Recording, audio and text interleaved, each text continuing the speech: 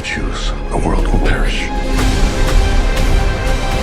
We've been given the chance to decide the fate of everyone. Time's running out on the world. I'm scared. There is nothing more flawed and perfect in this world than our family. Please make a choice. Always together. Always together. I will ask for the last time. Will you make a choice?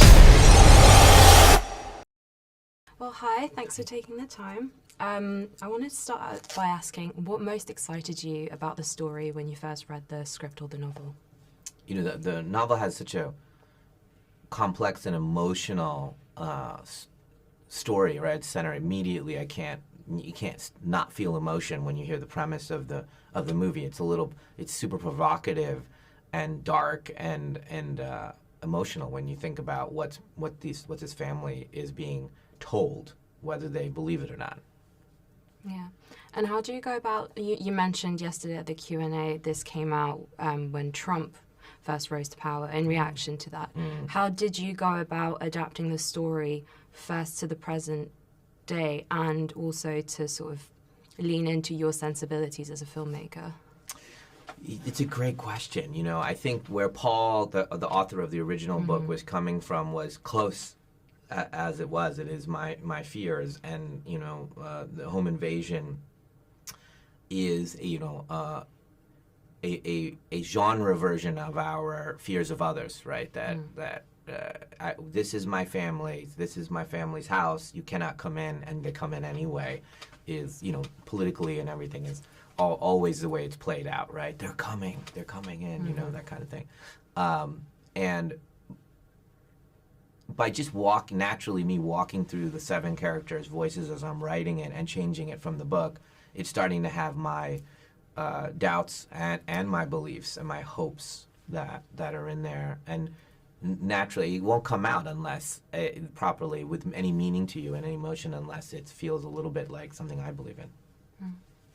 It's interesting, I don't know if you saw on the news, but a couple days ago, that symbolic doomsday clock moved closer to midnight. Yeah, what is that? It's this, basically like a think tank establishes what like the situation is globally and how close we are to like doomsday. Right. I was wondering, in light of that, what do you think this film has to say about collective versus personal responsibility for everything that's happening, and particularly for the climate crisis?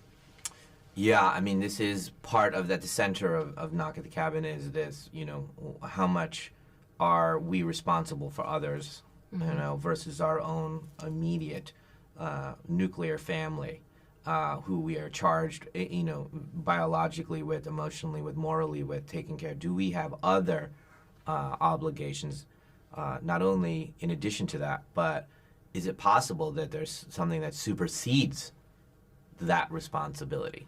Do we have a commitment to the larger group?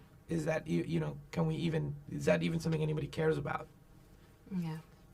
And this is all done in sort of an enclosed location. It's a very sort of claustrophobic domestic situation.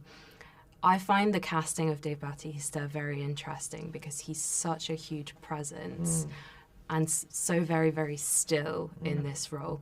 When and how did you know that you wanted him for that? It was a 2-part thing, I think, and maybe a third part if I'm being perfectly honest. But the first one was seeing Blade Runner 2049, where he had a moment where he was very still, and which I find beautiful and rare and complicated.